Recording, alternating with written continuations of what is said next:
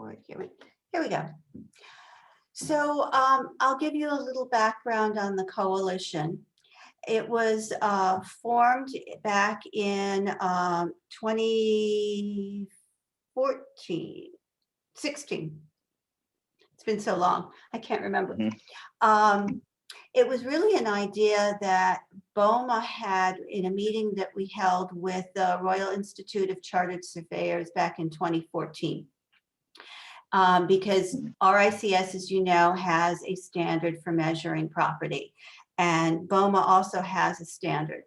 And we said, well, you know, our standards do differ. They're both very good standards, but what if we had one standard that was universally used for all property throughout the world, so that there would be no confusion when you say a building is 100,000 square meters, that same building, if it was measured in London, measured in New York, or measured in Johannesburg, would be the same 100,000 square meters.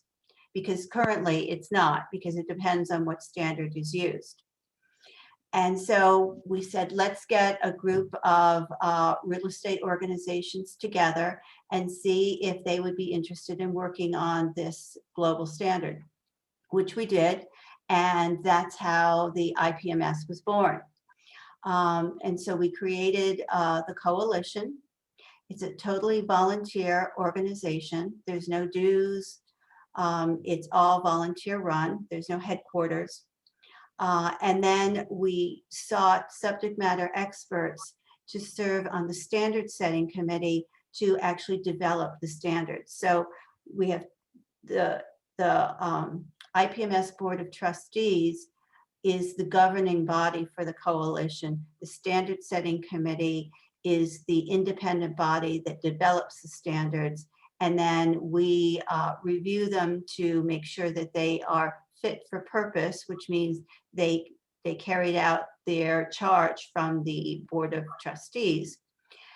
Then the standard is published on our website for public comment for a consultation period. And then we take in those comments and revise the standard accordingly until, and then usually go out with a second public comment period to solicit additional feedback before we go final with the standard. So we've done that with each of the asset classes: office, industrial, residential, retail. And now the standard setting committee is finalizing the all asset class standard, which will cover, as I said, all commercial buildings and also residential properties. The comment period ended at the end of April. So now they're reviewing all the comments and will make appropriate revisions as needed, and may go out for a second public comment period. We're hoping that they will have the standard finalized in September. That's the goal. And so in the meantime, the coalition trustees, spearheaded by the executive committee, has formed 3 work groups for us to prepare for the launch of IPMS for all asset classes. And those 3 work groups are the implementation plan work group, communications plan work group, and the website work group. And what each of these work groups will do, the implementation plan is kind of self-evident. They're the ones that are going to set the strategic plan for how we're going to roll out the standard, how we're going to seek adoption worldwide for the standard. So they're going to develop the plan.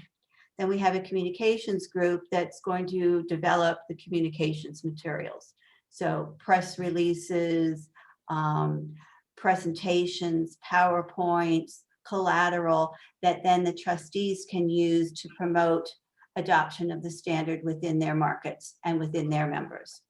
And then the third work group is the website work group to prepare the coalition website, IPMSC.org, for the launch.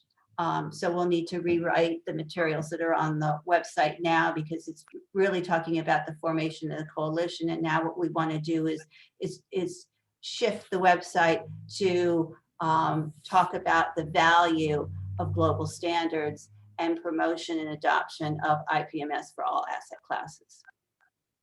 So that's kind of our charge. I randomly assigned each of the executive committee to one of the work groups. You're assigned to the website, which is the one I'm chairing. And so we'll have calls periodically to look at the website and decide how we want to structure things and what we want to put up there and change. Okay. All right. So you're saying the target period is September? Yes. Okay. And then, but I went onto the website a while back because I was running an evaluation masterclass. Mm-hmm. So I was just brushing the guide on this IPMS. But I saw that all the standards have got, their own documents. So does it mean that, or all the categories have got their own documentation? Does it mean that we're going to combine this into one document now, or they're still going to be separated as they are? That's a very good question. So IPMS for all asset classes is sort of an overarching global standard for any type of property. But then to get into the specificity of measuring, for example, an office building, then you would refer to IPMS for office buildings, because it drills down into more specifics of how to address different conditions within that structure, where IPMS for all asset classes is very generalized, if that makes sense. So there will be value in having both. Oh, okay. But now, since you've said that this is, voluntary and all that, how will this, become a global adopted, standards? Because you find that if, let's say, in our market, for example, we don't adopt them, what will happen? What will be the implications in the long run? So I'll give the US as an example. We have no mandated standard. The use of the BOMA standard is voluntary. However, it has been the standard that has been used in the US since 1915. So and what BOMA has done is we have incorporated IPMS into our standard, so that if you use the BOMA standard, you can get to an IPMS number, and then you can also get to a BOMA number. And the difference between BOMA standard and IPMS standards is IPMS is purely a measurement standard, where BOMA, then we do have a measurement standard within our standard, but then we have the methodology for calculating what we refer to as rentable square footage, which incorporates a percentage of the common areas of the building into the square footage of the tenant that equals their rentable square footage. So I know it's a little complicated, but in the US, that rentable number includes a percentage, an allocated percentage of the common area use of that building. But let's say now the rentable area, because I was trained in the UK. I know that the rentable area there is categorized maybe into 3 categories: zone A, B, C. C being the one at the back.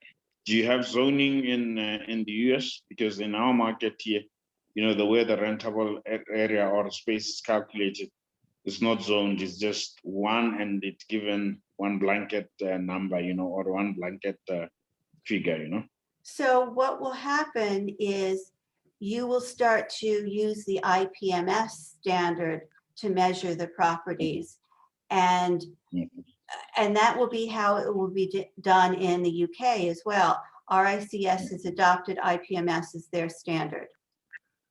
And what the beauty of the IPMS standard is, if anyone says that their property is 100,000 square meters, I'm just going to use that again, then you know that that number, if it's measured to IPMS, will be the same for any building around the world.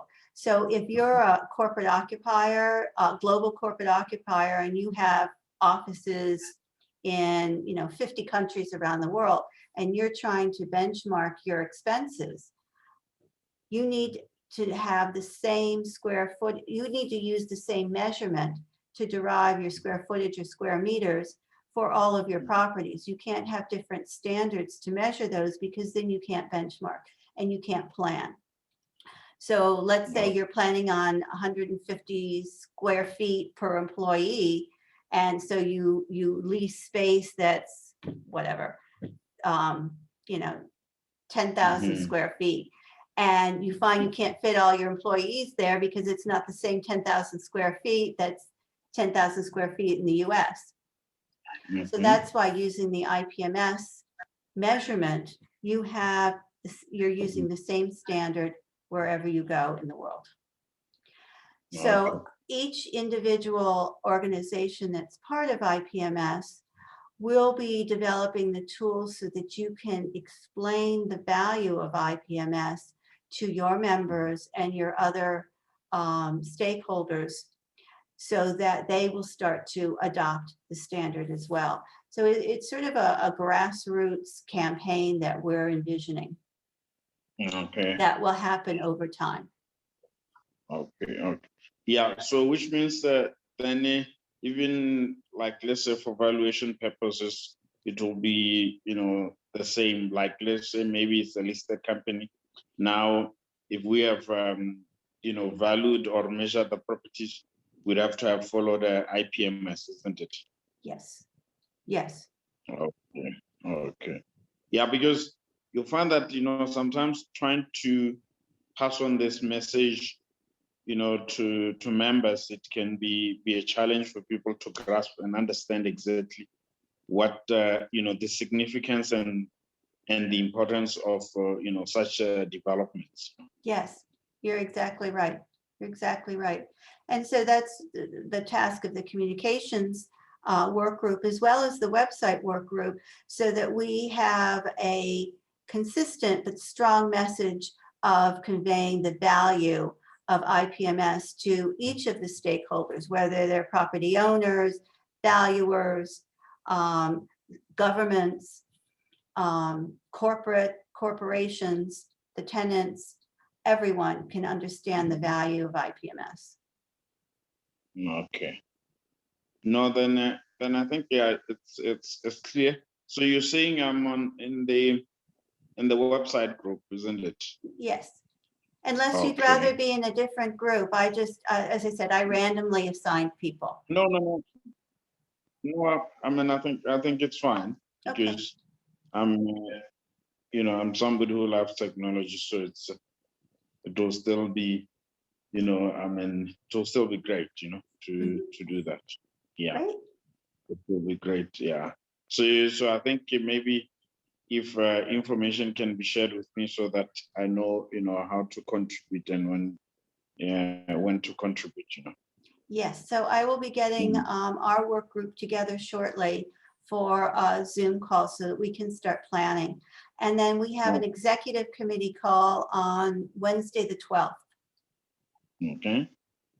And All so right. you should have received an Outlook calendar invitation from me for that meeting. Yes. No, I do receive the invitations. So it's only that, I was not following. So that's why I wanted this, one-to-one with you first, so that I can follow exactly what we are doing, and, how we intend to benefit all the entities involved. No, this is a great opportunity. I'm glad that So we this were is able to. primarily driven by RICS and BOMA, isn't it? I'm sorry, I didn't hear the first part. No, I'm saying this is primarily driven by RICS and BOMA. No. We had the idea for the coalition, but no, it's not. It's equal responsibility from all of the trustees. No, okay. No, that's very clear, because sometimes here, what has happened was that, okay, RICS came into maybe, Africa before most of these other entities. So sometimes, our small entities, people here tend not to understand that, now the way things have, evolved, we are now at almost balanced level or equal footing, even though we might not have the same experience, the same type of resources, because of maybe our economic positions and the size of the markets that we are dealing with. So sometimes it causes a little bit of confusion, even when you try to explain to them that no, things are being centralized now to, certain entities like IPMS or IVSC, So, Yes, so I think it's very good that you have touched on that, yes. And Yeah. so as you get more involved, you'll be able to see that we share equally all of the trustees in the responsibility of governing the coalition and achieving our goals. Mm. So it was very nice to connect with you and meet you in Okay. person. Yeah, and I likewise. Now, Yes. what I wanted to say finally was that with the advent of Zoom, I mean, previously, if we had to, communicate or meet, we had to travel all over the world, but now we can easily, have these kind of sessions without, breaking the pocket, Yes. Yes, exactly. Yeah. Exactly. Yeah. The only challenge is time zones. Yes, yeah. No, no. But I mean, at least even here, it's a knock off time. So it's still, within a manageable time. Yes, for me, what's difficult is talking to the Far East. For example, China, Mhm. Singapore, Japan. New Zealand, It's that Australia. one's a little, yes, those are a little more challenging, Okay, okay. All right. but it's No, fine. but We adapt, right? We adapt. yeah, well, yeah, definitely, definitely. No, but thank you very much, Lisa. Thank you, and I look forward to working with you. Likewise. Have a good evening. Yeah, you can share the video with me so that I can Yes, share it with our members. yes, I'll be happy to. All right. Thanks. Take care. Have a good morning. Thank you. Bye.